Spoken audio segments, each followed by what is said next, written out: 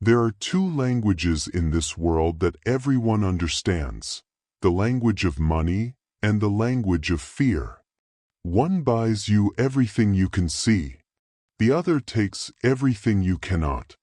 But what happens when the two collide? This is a story about a mother who had all the money in the world, and a daughter who spoke a language no one on earth could understand. It's a story about a desperate search for a translator and the horrifying discovery that some codes are not meant to be broken. They are meant to be cages.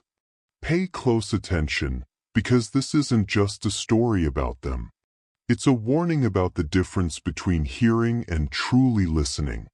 Nia Adebayo was a queen in a castle of glass and steel. A self-made tech billionaire, she commanded boardrooms with a single, sharp glance. Her life was a fortress of order, logic, and control. But inside that fortress lived a chaos she could not conquer, her 7-year-old daughter, Amara. Amara was beautiful, intelligent, and completely silent. She had never spoken a single word. She didn't cry, she didn't laugh. She simply existed, her large, dark eyes watching the world with an unsettling wisdom. But she wasn't entirely silent. She had her own language. It was a series of quiet, complex, rhythmic sounds, a pattern of soft clicks from the back of her throat, gentle taps of her fingernails on wood, and a low, resonant hum. It was a code. Nia had flown in the world's best specialists. Neurologists from Switzerland, child psychologists from America, linguists from Oxford. They all left her mansion baffled, their briefcases full of money and their heads full of questions. They called it a unique form of nonverbal autism, a coping mechanism. But Nia knew, with a mother's primal instinct, that it was something more. It was a message, a desperate cry for help, trapped in a language only her daughter knew. The breaking point came one rainy afternoon. Nia was in her vast, empty living room, watching Amara sit on the marble floor. The girl was tapping out a frantic, complex rhythm on the stone. The clicks were faster than Nia had ever heard them, more desperate. It was the sound of a trapped bird beating its wings against the bars of its cage. Nia broke down, her own silent tears tracking paths down her cheeks. She would give every last dollar, every share of her company, to understand what her daughter was trying to tell her. It was on her drive back from another failed specialist that the impossible happened. Her chauffeur-driven car was stopped in traffic, the windows down. Amara, in her car seat, began to hum one of her low, mournful patterns. And from the pavement, a voice answered. It was a homeless man, huddled under a drenched piece of cardboard. His face was a roadmap of hardship, but his eyes were sharp. He stared at the car, not with a beggar's plea, but with a look of pure, unadulterated terror. He wasn't just hearing the sound. He was understanding it. Nia ordered the car to stop. Her security detail was instantly on edge as she stepped out into the rain and approached the man. He flinched, expecting to be shooed away. "You heard that," Nia said, her voice a command. "The sound my daughter made. You understood it." The old man, who introduced himself only as Joseph, looked away, his eyes filled with a deep, ancient fear. "Some sounds are not for our ears, madam," he rasped, his voice rough like gravel. "They are the echoes of what came before. You should pray your child forgets how to make them." Desperation made Nia bold. She opened her checkbook. "I will give you enough money to live like a king for the rest of your life," she said, her voice trembling. "Just tell me what she is saying. Help me reach my daughter." Joseph looked from the checkbook to the car, where Amara was now silently tapping her fingers against the window. He sighed, a sound of profound weariness, as if he was accepting a burden he had long tried to avoid. "It is not a cry for help," he warned, his voice low. "It is not a language of words. It is the language of a key turning in a lock. Each sound, each rhythm, is a part of a sequence that should never be completed." "I don't care," Nia insisted. "I need to know. I need to free her." Joseph finally looked at her, his gaze piercing. "Freedom is not always a blessing, rich woman. Sometimes, the cage is there to protect those on the outside." But he agreed. The sum Nia offered was too great to refuse. He was tired of the rain. The next night, he was brought to the mansion.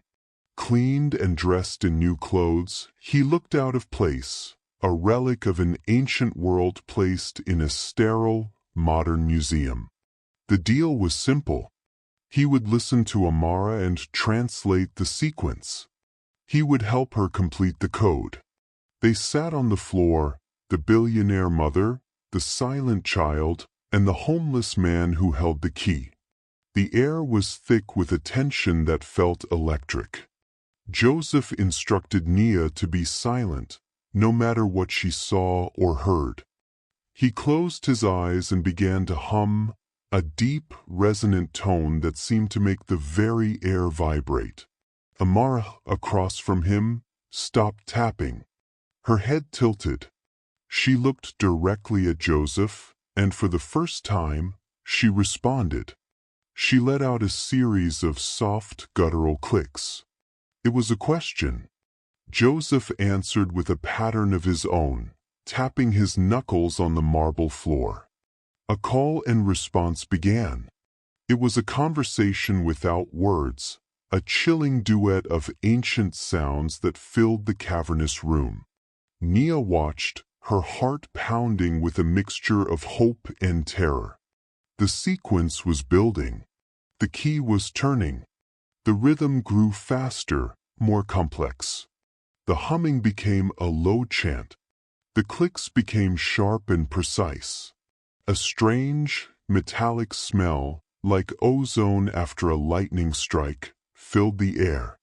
The lights in the mansion flickered and died, plunging them into darkness, save for the blue emergency lights on the floor. And then, as suddenly as it began, it stopped. A total, deafening silence descended. Amara sat perfectly still. Her eyes, which had been locked on Joseph, slowly turned to her mother. A small, perfect smile graced her lips. Nia's heart swelled with hope. The code was broken. Her daughter was free. Amara opened her mouth. Nia leaned in, tears in her eyes, ready to hear the first word she had waited 7 years for. The voice that came out was not the voice of a little girl. It was an ancient, clear, and resonant voice, filled with an intelligence as old as the stars. And it spoke a single, perfect word. "Finally!" Nia recoiled as if struck. The child, the thing in the child, continued to speak, its new voice calm and melodic. "Thank you, Mother," it said, its smile widening. The vessel was almost complete, but the final sequence, the release key, was fragmented. "It has taken this form 7 years to piece it together. But you have brought me the last part of the cipher." It gestured to Joseph. Joseph rose to his feet, his face a mask of sorrow. "The language was not a cry for help," he whispered to the horrified Nia. "It was a countdown, a final preparation for its arrival. The vessel, your daughter, was the lock. Each sound she made was one of the tumblers falling into place. I was just the final turn of the key. You did not free her. You opened her." He walked towards the door, a check for a king's ransom in his pocket. "You have your miracle, madam," he said without looking back. "She can speak now. My part is done." He left her there, alone in her vast, dark mansion, alone with her daughter, who now chattered away happily, describing the stars and the birth of galaxies with the flawless articulation of a seasoned professor. Nia had gotten her wish. She could finally understand her daughter, and she would spend the rest of her life in a silent, screaming horror, trapped in a fortress of glass and steel with the ancient, cosmic thing that had finally been born into our world, all because of a mother's desperate, loving prayer. This story is about a mother's love, but it's also about a terrible choice. So I have to ask you, if you were in her place with all the money in the world but a child you couldn't reach, would you have taken the same risk? Let me know what you would have done in the comments below.